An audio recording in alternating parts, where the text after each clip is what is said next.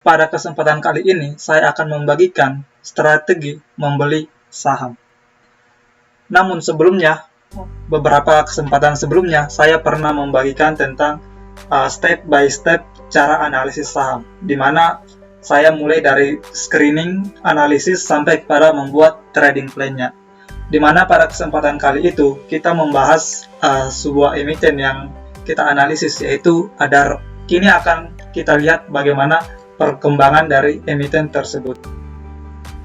Nah, kalau kita lihat dari trading plan yang telah kita buat, terlihat bahwa titik enter-nya kita tepat, atau analisisnya kita itu tepat, di mana pergerakan harganya justru naik dan mencapai target profitnya kita, di mana target profit yang kita buat pada saat itu ialah sekitar 1980, dan harga saat itu berada pada 1815.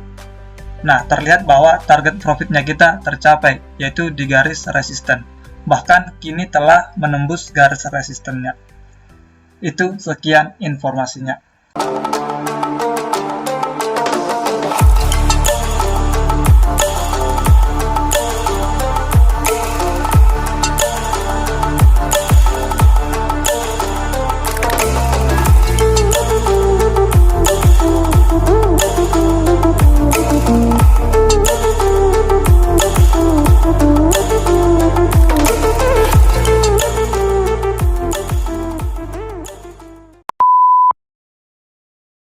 Oke, selamat bergabung kembali rekan-rekan sekalian. Pada kesempatan kali ini, saya akan membagikan 3 strategi membeli saham. Yang pertama adalah buy on support. Artinya, kondisi di mana kita membeli saham pada saat harga berada di area garis support. Seperti yang kita ketahui bahwa garis support ialah level terendah dari suatu periode, di mana pada level tersebut akan kecenderungan terjadi pemantulan. That's why kita enter di sana, karena dengan asumsi harga akan mantul ke atas. Berikut adalah contoh buy on support. Langkah pertama yang perlu kita lakukan tentunya dengan menarik garis support dan resisten. Penjelasan mengenai garis support dan resisten telah ada di dalam playlistnya kita. Silakan rekan-rekan cari sendiri di dalam playlist. Nah, ketika setelah ada garis support dan resistennya, maka saat harga mendekati atau menyentuh garis support, itu adalah titik kita untuk entry atau membeli. Kemudian, kapan kita untuk jual? Yaitu ketika harga sudah menyentuh atau mendekati area resisten. Ketika sudah mendekati area resisten, itu saatnya kita untuk sell. Inilah yang disebut dengan strategi buy on support. Hanya saja, strategi ini memiliki kekurangan. Mengapa? Karena ketika kita menggunakan strategi buy on support, ada kemungkinan harga akan turun menembus garis support. Bukannya naik, malah harga malah turun. Bisa kita lihat pada gambar ini. Strategi ini mengatakan bahwa harusnya kita enter di sini, karena di sini sudah tersentuh titik supportnya. Tetapi bukannya mantul, harga justru turun. Inilah kekurangan dari strategi ini. Namun saya akan memberikan tips bagaimana kita meminimalisir dari kekurangan strategi yang pertama ini, yaitu dengan masuk setengah atau seperdua dari maksimal entry-nya kita. Contohnya kita masuk 1% dari modal dalam suatu emiten, maka kita akan masuk di sini setengah dari 1% tersebut. Mengapa? Karena ketika dia menembus ke bawah, kita tidak rugi terlalu besar. Namun ketika analisis kita benar dan justru malah naik, kita bisa masuk setengah lagi, sehingga average-nya kita berada di bawah. Karena kita telah titip dana sebelumnya setengah di area support tersebut. Seperti itu. Strategi yang kedua adalah buy on breakout. Ini merupakan strategi di mana kita akan membeli saham pada saat harga menembus area garis resisten. Seperti yang kita ketahui, garis resisten ini merupakan garis tertinggi dalam suatu periode, di mana ketika harga menyentuh garis ini akan cenderung mantul ke bawah. Seperti itu. Nah, cara menggunakan buy on breakout ini ialah dengan menarik garis support dan garis resisten juga. Nah, ketika terjadi yang namanya breakout atau harga menembus garis resisten di sini, maka disinilah kita waktunya untuk buy. Kenapa kita buy di sini? Karena dengan asumsi garis resistennya ini telah tertembus dan garis ini akan menjadi support. Ini akan menjadi support karena harganya sudah naik ke atas. Lalu kapan kita akan jual kembali? Yaitu di garis resisten berikutnya. Ada garis yang baru, yaitu resisten yang barunya kita, karena ini akan menjadi garis support. Itulah titik buy dan sell menggunakan buy on breakout. Hanya saja ini juga memiliki kekurangan, di mana ketika kita menggunakan strategi ini, ada kemungkinan terjadinya false breakout. Apa itu false breakout? Itu adalah breakout palsu gitu. Breakout yang gagal istilahnya. Sehingga harga akan kembali turun ke bawah, yaitu ke area supportnya tadi.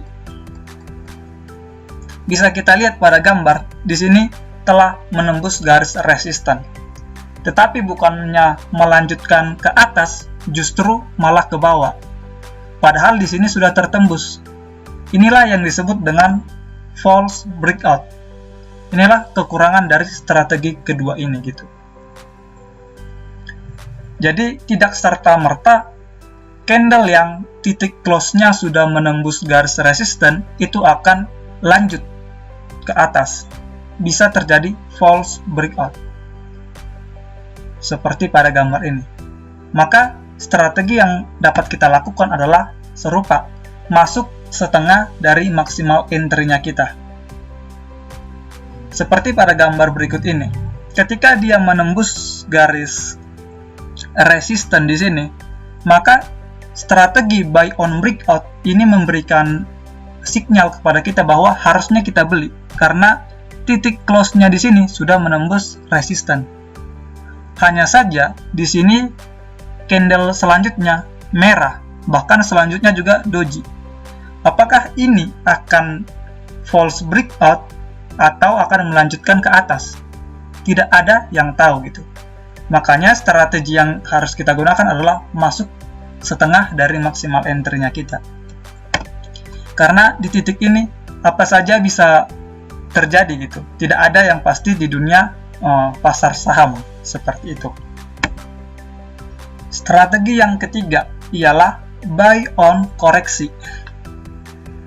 Ini merupakan penyempurnaan dari kedua strategi sebelumnya, di mana ketika kita menggunakan strategi buy on koreksi, maka kita akan membeli saham pada saat terjadi koreksi setelah harga mantul dari support atau harga menembus resisten. Sekali lagi, pada saat terjadi koreksi setelah harga mantul dari support atau menembus resisten. Artinya bagaimana? Nah, ketika kita lihat pada gambar di sini telah menunjukkan bahwa adanya penembusan garis resisten. Ketika kita menggunakan strategi buy on breakout, maka kita harusnya membeli di sini, di titik ini gitu. Hanya saja kekurangannya kemungkinan ada false breakout, kan begitu. Nah, buy on koreksi ini memberikan kita keamanan, lebih safety, di mana kita tunggu dulu dia naik, dia valid dulu, dia melanjutkan trennya ke atas, tunggu dia valid dulu, maka akan ada saatnya dia koreksi. Karena seperti yang kita tahu, pergerakan harga itu tidak akan lurus terus, pasti akan bergerak zigzag gitu. Nah, ketika dia di sini sudah membentuk melanjutkan tren atau trennya masih ke atas, kita akan tunggu kapan dia koreksi. Ketika dia koreksi di sini, nah, boom, ini adalah titik kita untuk masuk. Inilah entry-nya kita, yaitu buy on koreksi. Jadi intinya ini lebih safety karena kita menunggu adanya validitas dari pergerakan harga tersebut. Sudah terkonfirmasi dengan 2 atau 3 candle melanjutkan trennya ke atas. Jadi intinya buy on koreksi ini tidak serta-merta membeli pada saat penembusan. Tetapi menunggu dulu ada kenaikan, sudah valid ini masih melanjutkan trennya, maka kita tunggu titik koreksi. Ketika terjadi koreksi, maka kita beli dan harganya akan naik lagi ke atas. Seperti itu. Itulah 3 strategi yang dapat kita lakukan dalam membeli saham.